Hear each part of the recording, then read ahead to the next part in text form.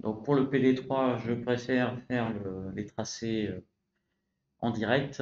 Donc au niveau de la structure, bon, rien de nouveau. On a une cellule à cathode commune en haut avec 3 diodes et une cellule à anode commune en bas avec 3 diodes également. Et donc la sortie de la cellule du haut, on la note P, et la sortie de la cellule du bas, on la note M. Et donc on a trois sources de tension présentant un neutre, euh, câblé en étoile en entrée du redresseur, et on souhaite connaître la tension VDC obtenue au niveau de la charge qui est toujours une source de courant supposée constante.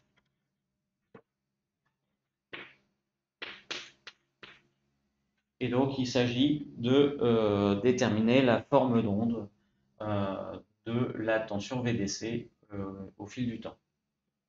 Donc, pour répondre à cette question, bien, on peut tracer les formes d'onde des tensions simples pour commencer.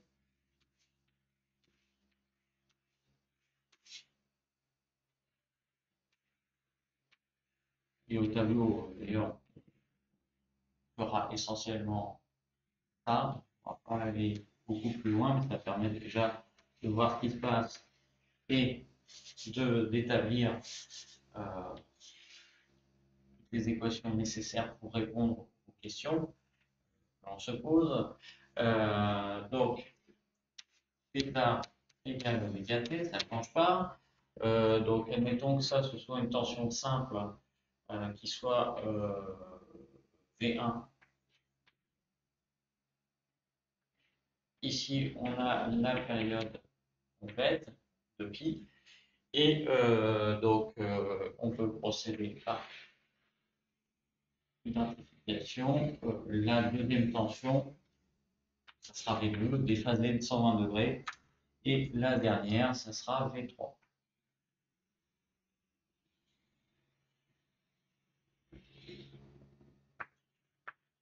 Et donc, comme on l'a vu précédemment, ce que fait un pont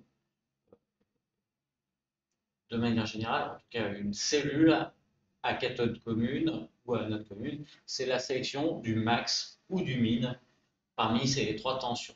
Donc, pour la cellule à cathode commune, ça sera le max. Le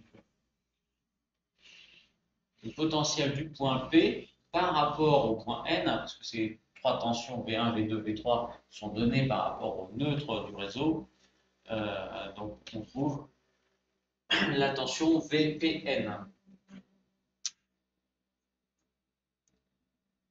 Et en ce qui concerne la tension au point M, on récupère le min de ces trois tensions.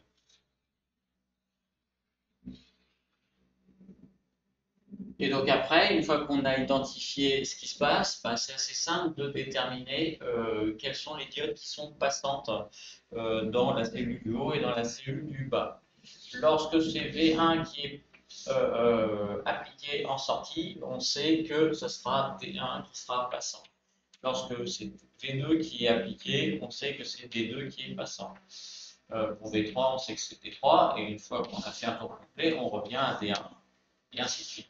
D2, D3. Ça, ce sont les diodes on.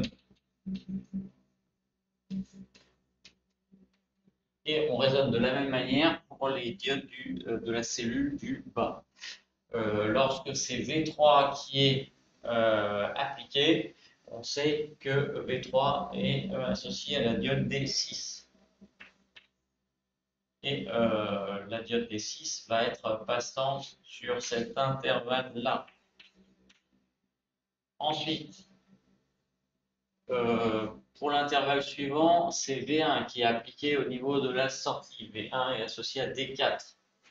Donc D4 est passant sur cet intervalle-là. Et ainsi de suite. Donc, troisième intervalle, c'est V2 qui s'applique et V2 est associé à D5. Une fois qu'on a passé en revue les trois diodes, on revient à D6 et ainsi de suite.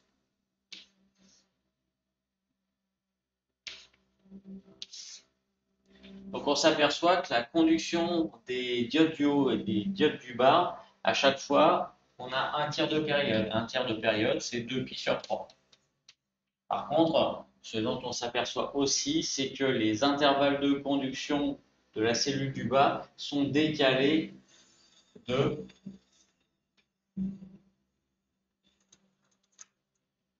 demi-intervalle, donc de π sur 3.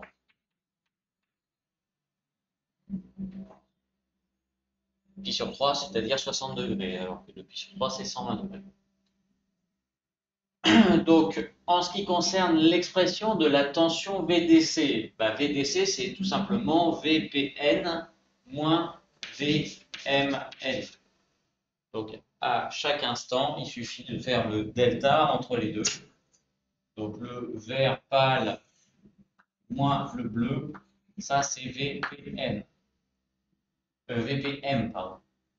Sur la borne plus, c'est la borne point, et donc c'est bien le VDC que l'on recherche. Et donc là, c'est pas forcément facile à tracer au tableau en tout cas. Par contre, intervalle par intervalle, on sait que sur cet intervalle-là, c'est V1 et sur cet intervalle-là, c'est V3. Donc on sait que sur cet intervalle précis, on va avoir U1, 3 qui va s'appliquer. Sur l'intervalle suivant, on a toujours V3 en bas et on a V2 en haut.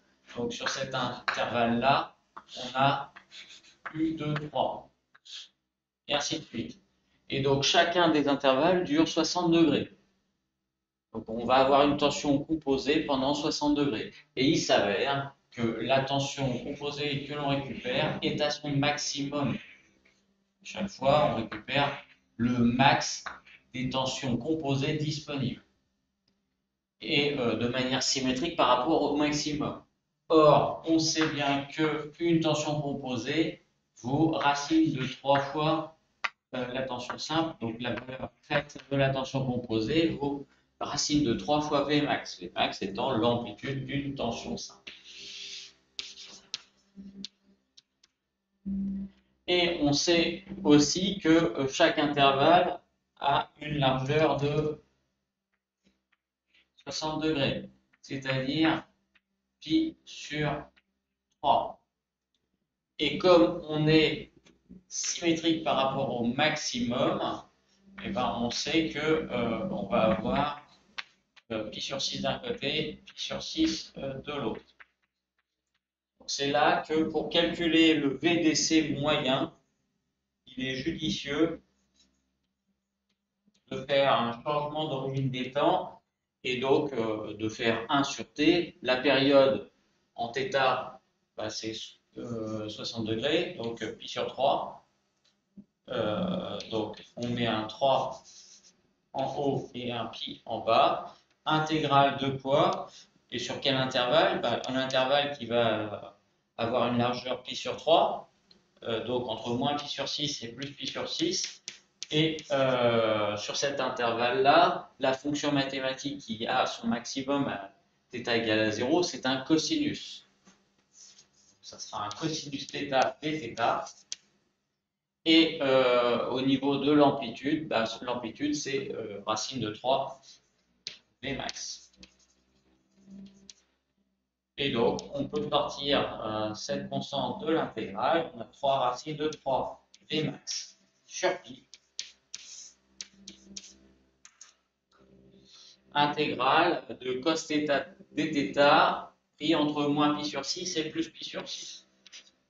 Comme d'habitude, je vous rappelle les règles pour intégrer ou dériver une fonction trigonométrique. On tourne à droite pour dériver, on tourne à gauche pour intégrer. Donc quand on a un cosinus intégré, on obtient un sinus. Entre moins pi sur 6 et plus pi sur 6. Or, la fonction sinus étant une fonction impaire, sinus pi sur 6 moins sinus de moins pi sur 6, ça fait 2 sinus pi sur 6. Donc on a 3 racines de 3 Vmax sur pi fois 2 Et sinus pi sur 6, sinus de 30 degrés, ça fait 1,5. Donc ça se simplifie et au bout du compte, on a VDC moyen égale à 3 racine de 3 Vmax sur pi. Et donc normalement, si je ne me suis pas trompé, ça doit vérifier une formule générique qui est pour on double à Q phase 2 Vmax fois Q sur pi sinus pi sur Q avec Q égale à 3. On a 3 phases. Et donc 2 Vmax fois 3 sur pi sinus pi sur 3, sinus pi sur 3, ça fait sinus de 60 degrés, racine de 3 sur 2. Les deux se simplifient et on a bien 3 racines de 3 Vmax sur pi.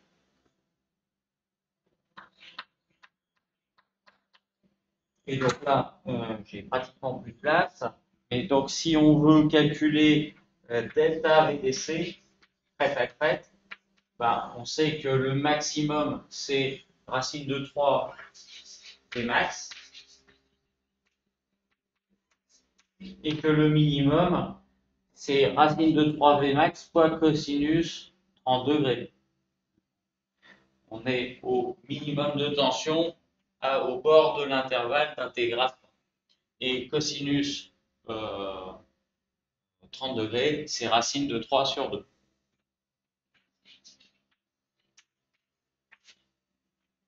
Donc voilà pour l'expression de delta VDC. Et ensuite, si on veut raisonner en ondulation relative, il suffit de faire delta VDC sur VDC moyen pour aboutir au résultat souhaité, qui ne dépend plus de Vmax. La forme d'onde n'a aucun lien avec la valeur de Vmax. Donc en relatif, on a un delta VDC sur VDC moyen qui ne dépend pas de l'amplitude des tensions fournies par le réseau. Ça ne dépend que de la structure du redresseur et du fait qu'on est en gym sinusoïdal. Et le fait est que avec cette configuration de redresseur, sans même faire le calcul, on voit bien que l'ondulation crête à crête est bien plus faible en relatif qu'avec le pont PD2. Donc augmenter le nombre de phases diminue l'ondulation. Première chose. Et deuxième chose, je vous rappelle qu'ici, on a une période réseau et qu'il y a 3 ondulations par période pour la tension VPN, 3 ondulations par période pour la tension VMN. Et quand on fait la différence des deux, on va avoir 6 ondulations par période. On va avoir une fréquence d'ondulation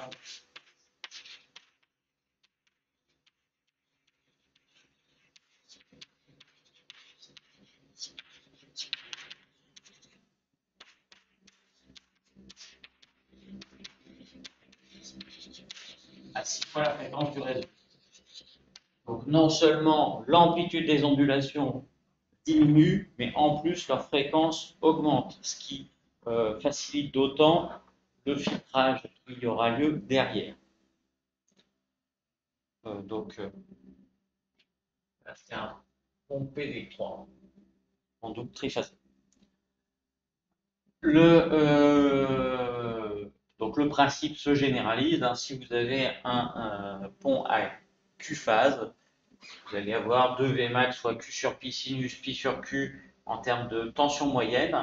Et puis au niveau des ondulations, en fait, vous allez vous retrouver avec des calottes de sinusoïdes qui sont prises au sommet des tensions composées fournies par un réseau à 6 phases, 12 phases, peu importe. Et donc forcément, les intervalles sur lesquels on va prendre la sinusoïde seront de plus en plus étroits, et plus on travaille au sommet d'un cosinus, plus l'ondulation est faible. Donc l'ondulation relative sera diminuer et la fréquence sera augmentée parce que bien évidemment le nombre de bosses par période de réseau sera augmenté dans les mêmes proportions que le nombre de phases. Donc augmenter le nombre de phases va avoir une incidence bénéfique sur la qualité de la tension de sortie la plus lisse possible avant même de faire un filtrage. Donc voilà pour cette deuxième phase d'analyse euh, des ponts côté charge. Et donc maintenant, on va s'attacher à traiter le comportement côté réseau de ces redresseurs. Donc on va refaire l'étude avec le pont PD2 et on reviendra sur le pont PD3 à la fin, également côté réseau.